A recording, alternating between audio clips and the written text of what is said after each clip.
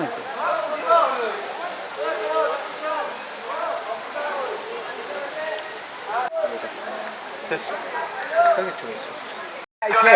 এই যে আপনাদের কত বর্ষ আসলে এটা বিশেষ করে বিগত 3 বছর ধরে এটা আমরা একটু আড়ম্বর করেই আমরা এই যাত্রাকে বা এই শিবের পূজা অর্চনাকে আমরা প্রাধান্য দিয়েছি, কারণ আমাদের ত্রিপুরা রাজ্যে এই কাবড় যাত্রা বা শ্রাবণ যাত্রা বিশেষ কিছু রূপ পায়নি। আমরা দেখেছি উত্তরপ্রদেশ, বিহার বা অন্যান্য রাজ্যে এই কাবড় যাত্রা অর্থাৎ শিবের এই দিনে পূজা অর্চনা বিশেষ করে করছে অন্যান্য স্টেটের যারা সনাতনী ভক্তবৃন্দরা রয়েছে। আমরাও ত্রিপুরা রাজ্যের ঊনকোটিবাসী আমরা চাইছি দেবাদিদেব মহাদেবের যে আজকের দিনের যে পূজা অর্চনা করে যে ওনার আশীর্বাদ গ্রহণ করা। আমরা ঊনকোটিবাসী বিশেষ করে আমাদের কৈলাসহরের যে be fit and fit others এবং শ্রাবণ যাত্রার যে সনাতনী ধর্মের যারা আছে তাদেরকে নিয়ে আমরা বিগত 3 বছর ধরে এই যাত্রাকে আমরা একটা ভালোভাবে রূপ দেওয়ার চেষ্টা করছি। ঠিক আছে, বুঝতে পারলাম। আপনার এখানে যে জলটা যাচ্ছে এটা কোথায় গিয়ে পড়ে, কোন নদীতে? এটা এই জলটা এখান থেকে গিয়ে মনু নদীতে পড়ছে। আপনারা কি মনু নদী থেকে জল এখানে নিয়ে এসেছেন? হ্যাঁ, আমরা মনু নদীর যে কৈলাসহরের দশমী ঘাট আছে সেখানে আমরা পূজা অর্চনা করে সেখান থেকে আমরা জল নিয়ে আজকে আমরা এই শিবের মাথায় জল ঢেলে ওনাকে আমরা।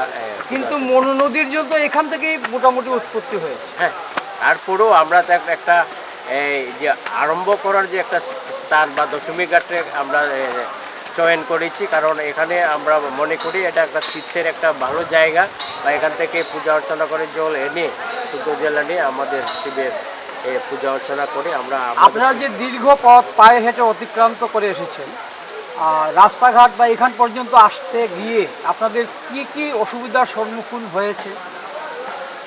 বিগত 2 বছর ধরে আমাদের কোনো অসুবিধা হয়নি। এর আগে রাস্তাঘাট খারাপ ছিল, আর তবুও আমরা যারা দর্শনার্থী বা যারা পুণ্যার্থীরা কষ্ট করেও আমরা আসতাম, কিন্তু বিগত 2 বছর ধরে আমাদের কোনো রকমের অসুবিধা হয়নি। এই যে ঊনকোটি, তার মানে আপনারা কি ধরনের জানেন? ঊনকোটি শুধু আমাদের ত্রিপুরা রাজ্যে না, ভারতবর্ষ বা বিশ্বের মানচিত্রেও এই আমাদের ঊনকোটি একটা তীর্থস্থান হিসাবে স্থান পেয়েছে। এই ঊনকোটির মান্যতা আমাদের জন্মের আগের থেকেই। ঊনকোটি শব্দের অর্থ আমি চাইছি। ঊনকোটি মানে আমরা যা জানি এখানে 1,99,999 এই ধরনের একটা প্রচলিত আছে এখানে। আসলে কোটি মানে কিন্তু ওই কোটি নয়, না, এটা কোটি মানে হচ্ছে প্রথা। ঊনকোটি মানে হচ্ছে 19টা প্রথা এখানে মিলেছে, 19টা ধর্মীয় মানুষ এখানে মিলেছেন। সেই সম্পর্কে আপনি কিছু জানেন? না, আমরা যেটা জানি এখানে মহাদেব শিব যখন তাদের বিভিন্ন তাদের সঙ্গী নিয়ে দেবদেবতাদের নিয়ে যাত্রা করেছিলেন, এখানে উনি বিশ্রাম করেছিলেন। তখন থেকেই এই যে তীর্থ স্থানের উৎপত্তি হয়েছে। কিন্তু আমরা একটু পড়াশোনা করে যেটা জানতে পারলাম যে এইগুলো কিন্তু মানুষের সৃষ্টি করা। এই যে পাথর দেখছেন, বড় বড় পাথর, মানুষ এইগুলো খোদাই করেছে, এবং তার সৃষ্টি আছেন একজন কালু কামার বলে একজন লোক। উনার সাঙ্গপাঙ্গ নিয়ে এই বৃহৎ পাথরগুলোকে খোদাই করে মূর্তির মতো উনি করে দিয়েছেন। না, এটা আসলে এই প্রথম শুনলাম আপনার মুখ থেকে। আমরা যখন জন্মের আগে থেকে বা আমাদের পূর্বপুরুষরা দেখেছেন, এটা ন্যাচারালি এইভাবেই রয়েছে। হয়তোবা আমি প্রথম। এগুলো সব প্রস্তর খোদাই করা। আপনি কিছু বলবেন এই ব্যাপারে? না, প্রস্তর খোদাই করা বা ইতিহাস করে আমরা যেটা জানলাম এটার মধ্যে কালু কামার বা পাথরগুলো খোদাই করে, কিন্তু পৌরাণিক কাহিনীটা বেশি এখানে প্রচলিত, যে ঊনকোটি মানে ওই শিব সবাই অন্য দেবদেবীকে নিয়ে এখানে অবস্থান করছিলেন। ভোরের দিকে যাওয়ার আগেই সবাই প্রস্তরখণ্ডে পরিণত হয়েছে। এই পৌরাণিক কাহিনী সবার মানে একটা পৌরাণিক কাহিনী। শিব যখন সব দেবদেবীদেরকে নিয়ে কৈলাস যাত্রা করছিলেন, তখন এখানে ঊনকোটি পাহাড়ে বিশ্রাম করছিলেন। সেই সময় শিব বলেছিলেন সব দেবদেবীকে যে কাল ঘুরে কাক ডাকার আগে যদি সবাই আমরা যাত্রা করতে পারি তাহলেই আমরা যাত্রা করব, আর নাহলে সবাই পাথর হয়ে যাবে। কী হয়েছিল, শিব ছাড়া সব দেবদেবী এখানে কাক ডাকার আগে ডাকতে পারেননি, তাই একমাত্র শিব ছাড়া সবাই দেবদেবী পাথর হয়ে গিয়েছিলেন, যেটা পুরাণে কথিত আছে। কিন্তু আমরা যেখানে শিবকেই পাথর হিসেবে দেখি, হ্যাঁ, সেটাই দেখতে আপনার পাচ্ছি। থেকে একটু উল্টো কথা আমরা শুনলাম, এখানে আসলে এখানে শিবই পাথর হয়। এক কম কোটি, এর জন্য বলা হয় এটাকে ঊনকোটি। এটাই আমাদের আপনার কি পুরাণ। অভিমত? না, এখন পৌরাণিক কাহিনী অনুযায়ী তো এটাই এক কোটি থেকে একটা মূর্তি কম, কিন্তু এমনিতে আপনি যেটা বলছিলেন তাই, মানে 19 মানে এখানে 19টা প্রথা এখানে এসে একসাথে মিলেছে।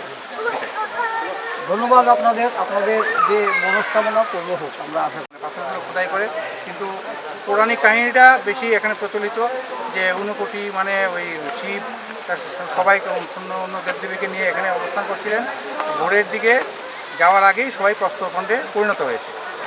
এই পৌরাণিক কাহিনী সবার মানে মধ্যে একটা কাকের হ্যাঁ, ডাকের আগে পুরাণিক ওরা কাহিনী, ঘুম ভাঙে। শিব যখন সব দেবদেবীদেরকে নিয়ে কৈলাস যাত্রা করছিলেন, তখন এখানে ঊনকোটি পাহাড়ে বিশ্রাম করছিলেন। সেই সময় শিব বলেছিলেন সব দেবদেবীকে যে কাল ঘুরে কাক ডাকার আগে যদি সবাই আমরা যাত্রা করতে পারি, তাহলেই আমরা যাত্রা করব, আর না হলে সবাই পাথর হয়ে যাবে। কী হয়েছিল, শিব ছাড়া সব দেবদেবী এখানে কাক ডাকার আগে ডাকতে পারেননি, তাই একমাত্র শিব ছাড়া সবাই দেবদেবী পাথর হয়ে গিয়েছিলেন, যেটা পুরাণে কথিত আছে। কিন্তু আমরা যেখানে শিবকেই পাথর হিসেবে দেখি, হ্যাঁ, সেটাই দেখতে আপনার পাচ্ছি। থেকে একটু উল্টো কথা আমরা শুনলাম, এখানে আসলে এখানে শিবই পাথর হয়। এক কম কোটি, এর জন্য বলা হয় এটাকে ঊনকোটি। এটাই আমাদের আপনার কি পুরাণ। অভিমত? না, এখন পৌরাণিক কাহিনী অনুযায়ী তো এটাই এক কোটি থেকে একটা মূর্তি কম, কিন্তু এমনিতে আপনি যেটা বলছিলেন তাই, মানে 19 মানে এখানে 19টা প্রথা এখানে এসে একসাথে মিলেছে। ধন্যবাদ আপনাদের, আপনাদের যে মনস্কামনা পূর্ণ হোক আমরা আশা করি।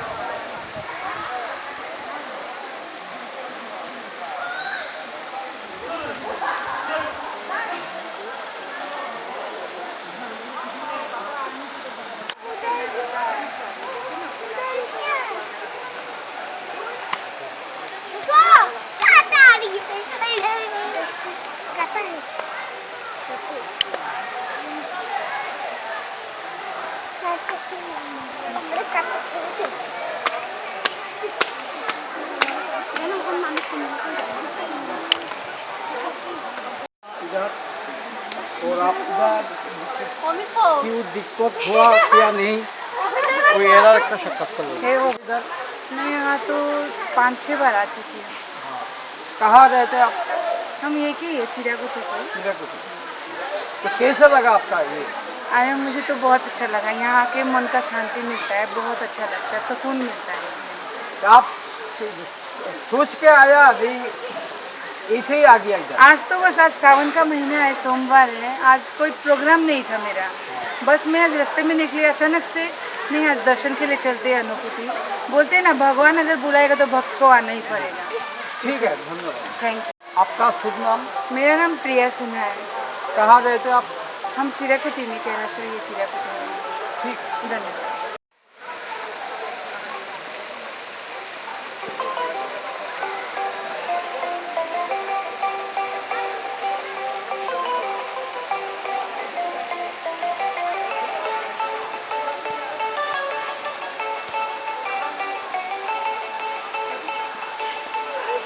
ठीक है।